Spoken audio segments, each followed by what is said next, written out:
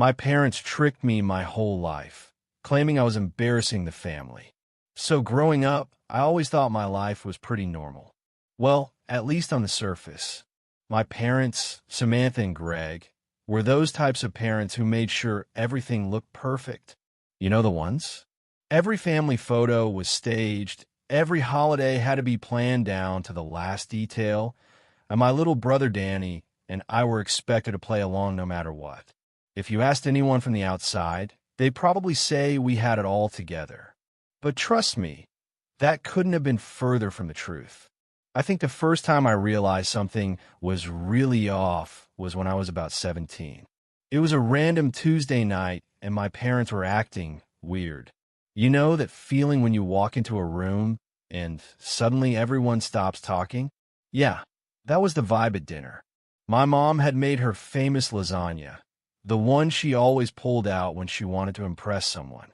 But instead of talking about their day like usual, my parents were just staring at each other. I thought, okay, whatever, maybe they had a fight. After dinner, I went upstairs to my room, minding my own business, scrolling through Instagram or whatever when I suddenly got super thirsty. I tiptoed downstairs to grab some water, try not to wake anyone. And that's when I heard them. My parents were still in the kitchen, but they weren't arguing. They were whispering. At first I didn't really care, but then I heard my mom say something that stopped me in my tracks. "We can't keep this from her forever, Greg. She has to know at some point." I froze. I mean, what was she talking about? What was this thing they were hiding from me? I'm not the type of person who eavesdrops. But come on, how could I not? My heart was pounding so loud, I was scared they'd hear it from the kitchen. I leaned in closer to the doorway, trying to catch every word. "I know," my dad whispered back, sounding super stressed out. "But telling her now, it'll destroy everything. It's better this way. Trust me." That's when I felt like I couldn't breathe. Destroy everything? What were they even talking about? I tried to stay calm, but I could feel my chest tightening. I didn't wait to hear more. I bolted back up to my room and just sat there, staring at the wall. I felt like I was going crazy. What could they possibly be hiding that would destroy everything? I didn't sleep that night. My brain was going a million miles a minute, trying to figure it out. I mean, I couldn't be adopted, right? My parents didn't act like I wasn't their kid. I had the same hair color as my mom, and everyone always said I looked like my dad, so that couldn't be it. Maybe it was something to do with my brother, Danny. He was always kind of a mystery to me. He kept to himself, never got in trouble, and never really asked questions. But still, it didn't seem like it was about him. The next morning, everything seemed normal again. My parents acted like nothing had happened, and I didn't have the guts to ask them. But the thing is, once you know there's a secret, you can't unknow it. I became obsessed. I couldn't let it go. I started paying more attention to little things, try to piece together what they were hiding. Every time my parents had a private conversation, I'd strain my ears to hear it. Every time they went into my dad's office and shut the door, I'd wonder if it was about the secret. Then a couple of weeks later, I found my chance. My parents were out at some event, and Danny was at a friend's house for the night. I was home alone. I knew it was now or never. I had to find out what they were hiding.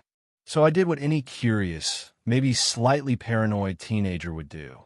I started snooping. I started with their bedroom. Nothing unusual there, except for the fact that my mom had about 1,000,000 different perfumes. Seriously, who needs that many? Anyway, I didn't find anything interesting in their room, so I moved on to my dad's office. It was always locked when he wasn't home. But that night, unlocked. Jackpot. I felt kind of guilty snooping around, but at the same time, I had to know. I opened drawers, checked behind books, went through files, but nothing really stood out until I found this old wooden box tucked behind a stack of papers in the bottom drawer. It looked ancient, like something you'd find in an antique shop. My hand was shaking when I opened it. Inside were a bunch of old letters, all yellowed with age, like they hadn't been touched in years. The letters were addressed to my dad, but they weren't from my mom. They were from someone named Rachel. And the things she was saying? Well, they made my heart stop. "Greg," I hope Lisa's doing well. I can't believe how big she's gotten. It breaks my heart that I can't be a part of her life, but I know you and Samantha are giving her a better home than I ever could. I felt like the floor dropped out from under me. I kept reading, but every sentence hit harder than the last. Please tell her one day. She deserves to know the truth. I never stopped thinking about her. Who the hell was Rachel, and why was she talking about me like she was my mom? I flipped through the rest of the letters, but they were all the same. Rachel writing about how much she missed me, how she hoped I was happy, how she wished things had been different. It all started to make sense in the worst way possible. The secret they were hiding? Rachel was my real mom. My whole life had been a lie. The woman I thought was my mom, Samantha, she wasn't my mom at all. She was just pretending. I felt sick. I couldn't breathe. I couldn't think. I shoved the letters back into the box and slammed the drawer shut. I ran out of the office, up to my room, and locked the door. I sat on the floor, hugging my knees, trying to wrap my head around what I had just found out. I wasn't even sure who I was anymore. That night, I couldn't face my parents. I couldn't face anyone. I just laid in bed, staring at the ceiling, wondering if anything in my life had ever been real. All right, so after that night where I found those letters, I couldn't unsee what I read. I spent the next few days in fog, barely able to look at my parents. Every time they talked to me, it felt fake, like they were actors in some kind of weird show. Like, how could I even believe anything they said? I felt like I was living with strangers. The hardest part was trying to act normal. I still didn't confront them, even though every fiber of my being was screaming at me to do it. I guess part of me was just scared of what they'd say. What if they denied it? What if they made up more lies? I wasn't ready for that. One night, after a few days of being totally on edge, I couldn't take it anymore. I decided I needed to get out of the house and clear my head, so I texted my best friend Jess. She was always good at talking me down when I was freaking out. We decided to meet up at this little diner we'd always go to after school. When I got there, Jess could immediately tell something was off. I didn't even need to say anything before she was like, "What's going on, Lisa? You look like you've seen a ghost or something." I kind of laughed, but it wasn't a real laugh. More like that nervous, awkward laugh you do when you don't know what to say. "You're not going to believe this," I started. But even as I said it, I wasn't sure how to explain. I mean, how you just drop? "Hey, my whole life's been a lie, and my real mom is some woman named Rachel." I took a deep breath and just spilled everything. I told Jess about the letters, about what I overheard my parents saying, and how I'd been freaking out ever since. She sat there, wide-eyed, just listening. By the time I finished, her mouth was hanging open. For a minute, she didn't say anything, and I started thinking I'd gone completely insane. Like maybe I'd imagined the whole thing. But then Jess shook her head and said, "Lisa, this is messed up. You need to talk to them, like for real. You can't just sit on this forever." I knew she was right, but that didn't make it any easier. I felt like my life was this glass house, and the second I threw that rock, everything would shatter. Still, I couldn't pretend anymore. I had to confront them. So the next night, I did it. I waited until after dinner, when Danny had already gone upstairs. My parents were sitting in the living room, watching one of those true crime shows they were obsessed with. I just stood there for a second, my heart pounding in my chest, wondering how it was supposed to start. Finally, I just blurted it out. "Who's Rachel?"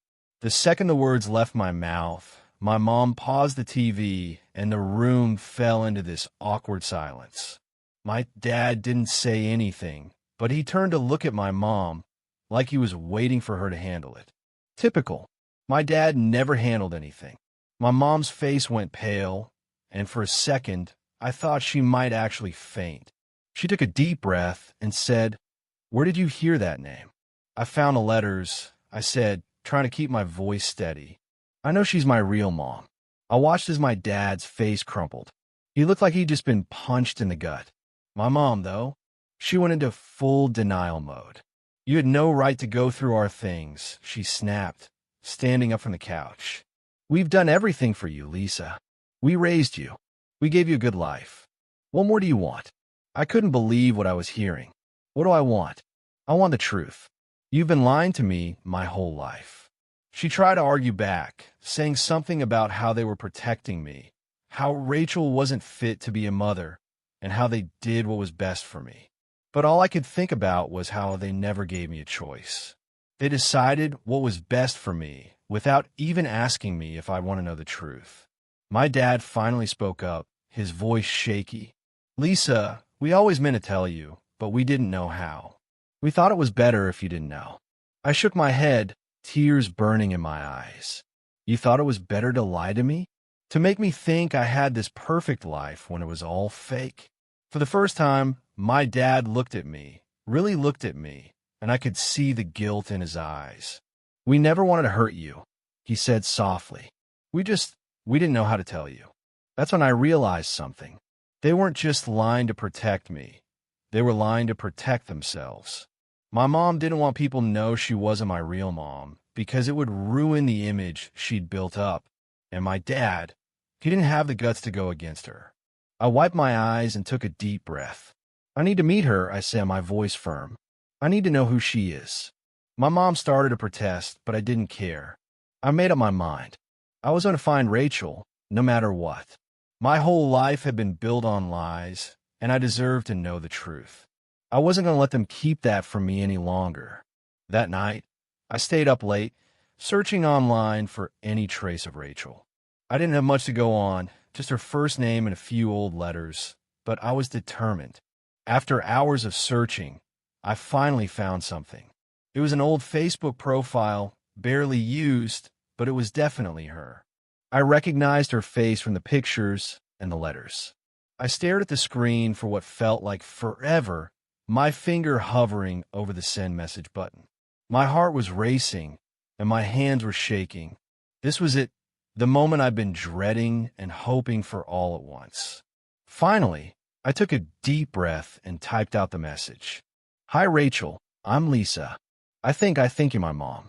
I hit send before I could second-guess myself, and immediately felt like throwing up.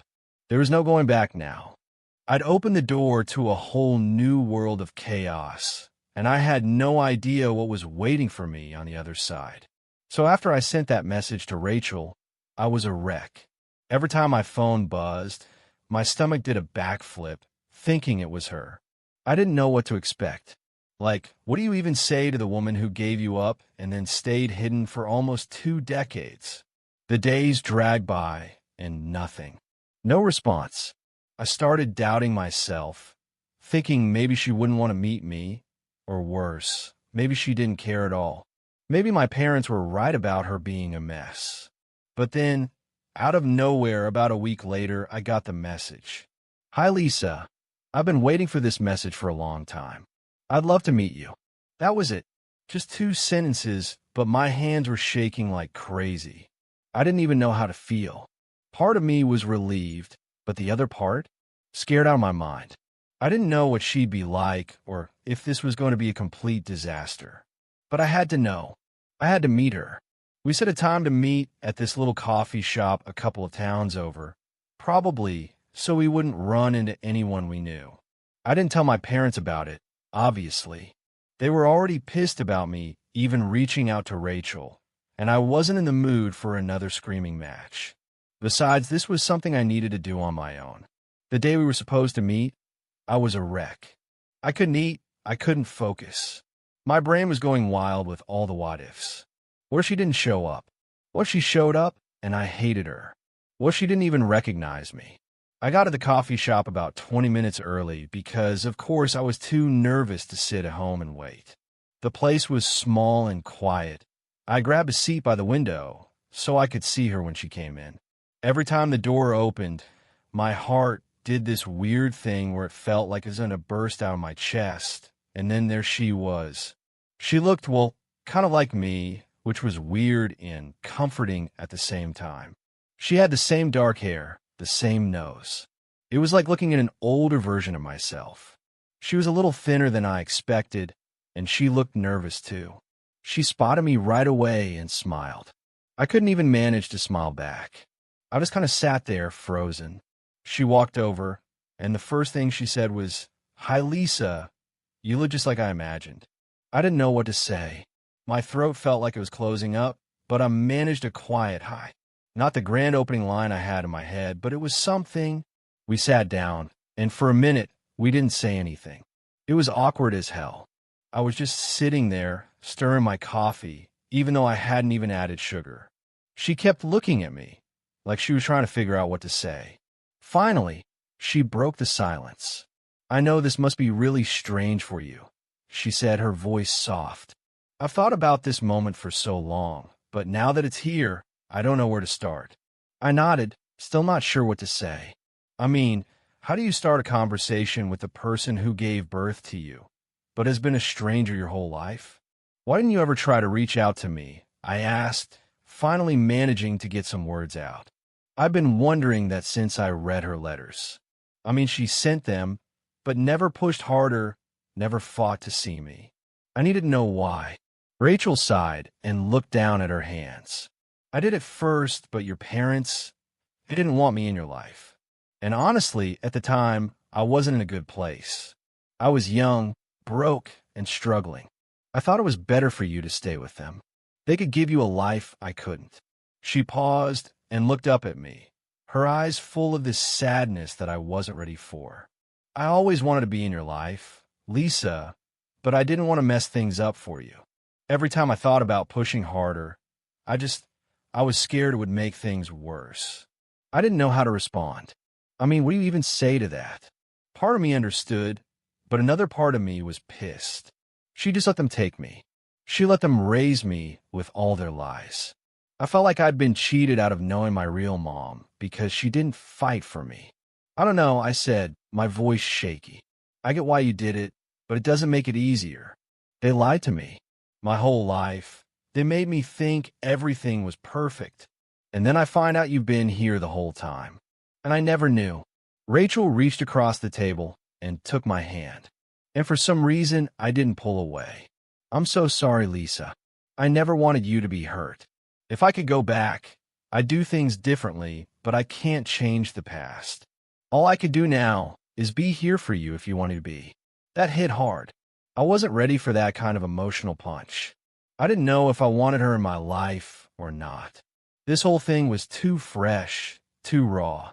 But at the same time, she was my mom, not the woman who raised me, but my real mom. And there was a part of me that wanted to know her, that wanted to know what I'd missed all these years. "I don't know what I want," I said, trying to be honest. "I mean, I'm glad we're talking, but this is all a lot. I'm still trying to figure it out." Rachel nodded like she understood. "Take your time. We don't have to figure everything out right now. I'm here when you're ready." We talked for a while longer after that, mostly small stuff. She told me a little bit about her life, how she'd finally gotten her act together, how she had a job and a place of her own. Now she asked me about school, about what I like to do. And it was weird because it was like she was trying to catch up on all the years she'd missed. When we finally said goodbye, she hugged me, and it felt right. I didn't expect that. I thought it would be weird, but it wasn't. It was the first time I'd felt like maybe I wasn't alone in all of this. I didn't have all the answers yet, but meeting Rachel was a start. And for the first time in a long time, I felt like maybe, just maybe, things would start to make sense. All right, so after I met Rachel, I thought things would start to settle down. Like I figured I'd get some answers, maybe have some peace of mind, but nope. If anything, my life got even messier. I wasn't ready for how complicated things would get once I got back home. So after the whole coffee shop meeting, I decided not to tell my parents right away. I mean, I was still processing everything, and honestly, I didn't want another massive argument. But you know how things always have a way of catching up to you. Yeah, that's exactly what happened. One night, I was in my room, just doing my usual mindless scrolling through social media. When my mom knocked on my door, I hadn't really spoken much to her or my dad since our last argument. And I could tell she was still holding on to some of that anger. Anyway, she comes in, sits on the edge of my bed, and does that thing where she sighs really loud. like she's trying to let me know she's upset without actually saying anything. Classic Samantha move. "We need to talk," she finally says. And right away, I get that sinking feeling in my stomach. You know when someone says that and it's never good news? Yeah, that was this moment. About what? I asked, pretending like I didn't already know where this was going. I had a feeling she'd somehow found out about Rachel. She didn't even wait for me to finish my sentence before diving right in. "I know you've been in contact with her." I froze. My heart started racing, and I could feel my hands getting all clammy. Her meant Rachel, obviously. There was no mistaking that tone of voice. "How? How do you know?" I stammered, my mind racing. I hadn't told them, and Rachel wasn't exactly broadcasting our meetup on social media. My mom gave me this icy glare. "Greg saw you at the coffee shop," she said, her words sharp and accusing. I didn't even know my dad had been in that area that day, but apparently he'd been running some errands and spotted me. Talk about bad timing. "Why didn't you tell us?" she demanded, her voice getting louder. "You went behind our backs and met with her. After everything we've done for you, this is how you repay us?" I couldn't believe what I was hearing. It was like she was playing the victim, making it seem like I was the one who had betrayed them. The nerve of it all was too much. I snapped. "Everything you've done for me? You mean all the lies? All the times you made me think I had a perfect family when the truth was the exact opposite?" My voice was shaking, but I didn't care. I was too pissed to keep calm anymore. My mom's face turned red, and I could see she was barely keeping it together. "We did what we thought was best for you, Lisa. You don't understand how hard it was. We gave you a life Rachel could never provide. She wasn't ready to be a mother. But you never gave me the choice," I yelled back. "You decided for me. You made that decision without even thinking about what I'd want. You don't get to control my life like that." Just then, my dad walked in. He must have heard us shouting from downstairs because he looked tired, like he didn't want to deal with any of this. But there he was, standing in the doorway, watching us go at it. "Lisa, please," he said softly, like he was trying to be the calm one. "We're your parents. We raised you. We did what we thought was right at the time. We didn't want to confuse you when you were young." I turned to him, feeling like I'd been hit by a truck. "I'm not confused. I'm angry. You kept Rachel from me my whole life. You made me think everything was fine, but now everything's upside down and it's your fault." For a second, my dad just stood there, rubbing his face like he was trying to figure out what to say. But my mom? She wasn't done. "You're being ungrateful," she spat, standing up from my bed. "You think Rachel is going to swoop in and be the mother you've always wanted? She gave you up, Lisa. She abandoned you." Her words stung, but I knew she was just trying to hurt me, trying to manipulate me, like she always did. "She didn't abandon me," I said, quieter now, but still firm. "She wasn't ready. You're the ones who kept her away." At this point, my dad stepped in between us. "Enough," he said, his voice stern for once. "We're not going to get anywhere by yelling at each other." I could tell he was trying to play peacemaker, but it was too late for that. The damage was already done. My mom stormed out of the room, slamming the door behind her. My dad just stood there for a minute, staring at the ground. "I'm sorry, Lisa," he said after what felt like forever. "We really thought we were doing the right thing." I didn't respond. I couldn't. I didn't know what to say to him. All I knew was that things between us would never be the same again. After he left, I sat on my bed, staring at the ceiling. My mind was racing with everything that had just happened. The fight, the accusations, the truth about Rachel. It was all too much to handle. I felt like my entire world had been flipped upside down, and there was no going back. The next morning, my mom didn't speak to me. She didn't even look at me. She acted like I didn't exist, which honestly was fine by me. I was in the mood to deal with her passive-aggressive nonsense. My dad tried to make things feel normal, asking me about school and stuff, but it was awkward as hell. I could tell he was walking on eggshells, and it made me feel even worse. Later that day, I got a message from Rachel. She said she had a lot more she wanted to tell me, and that if I was up for it, we could meet again. I didn't hesitate. I needed answers, and I wasn't going to get them from my parents. I didn't tell anyone where I was going when I left the house. I just grabbed my keys and drove. This time, I was determined to get the whole truth, no matter how hard it was to hear. All right, so after everything that went down with my parents, I knew I couldn't keep living in the dark. I had to meet Rachel again, and this time, I needed her to tell me everything. I didn't want any more vague answers or sugar-coated stories. I wanted the truth, no matter how messed up it was. We decided to meet at the same coffee shop as before. When I walked in, Rachel was already sitting there, sipping on a cup of tea, looking a little more relaxed than the first time we met. I wasn't. My stomach was in knots. This time, I was ready to get real, but I had no idea what was coming. I sat down, and she smiled at me, but I could tell she knew something was up. I didn't waste any time. Rachel, I need to know everything. No more half-truths. No more trying to protect me. I deserve to know what really happened. She put her cup down and sighed. It was that kind of sigh you do when you're about to admit something you've been holding onto for way too long. I braced myself. Okay, Lisa, she said quietly, looking me straight in the eyes. You're right. You deserve to know the whole story. And then she started. She told me that she and Greg, yeah, my dad, had dated when they were young back in college. It was a whirlwind thing, and they were both way too immature to handle it. When she found out she was pregnant with me, everything fell apart. My dad freaked out and basically told her he wasn't ready to be a father, which didn't surprise me.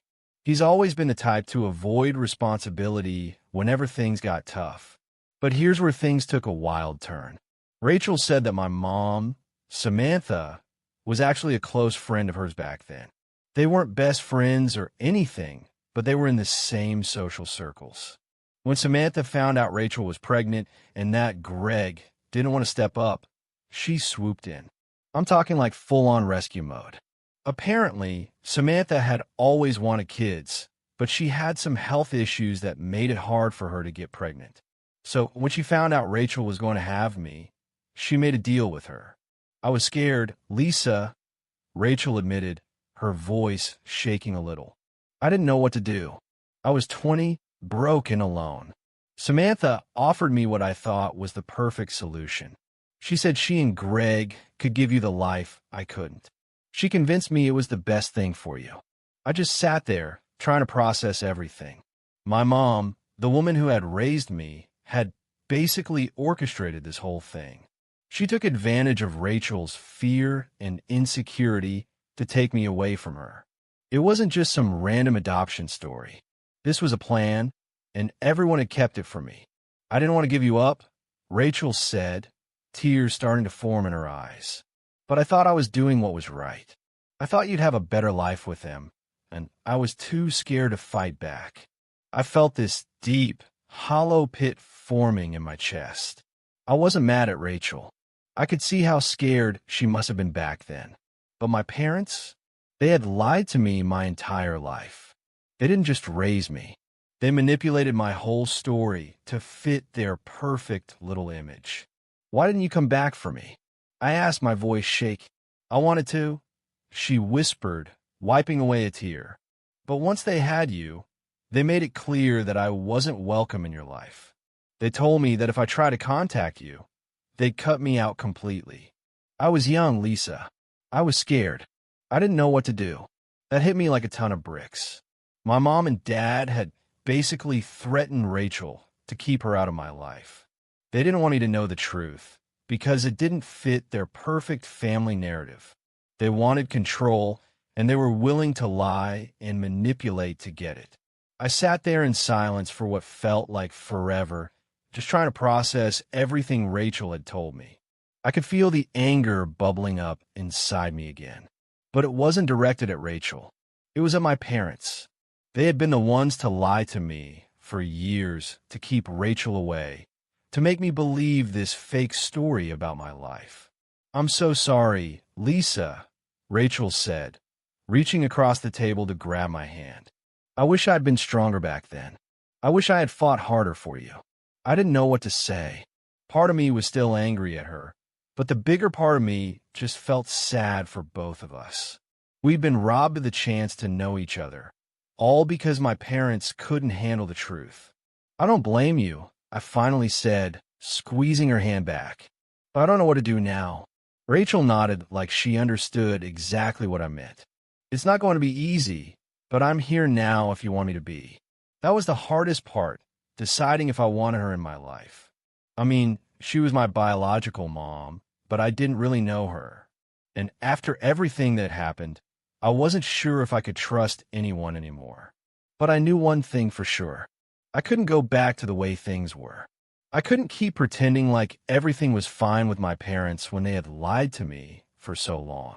Something had to change. When I got home that night, I was exhausted.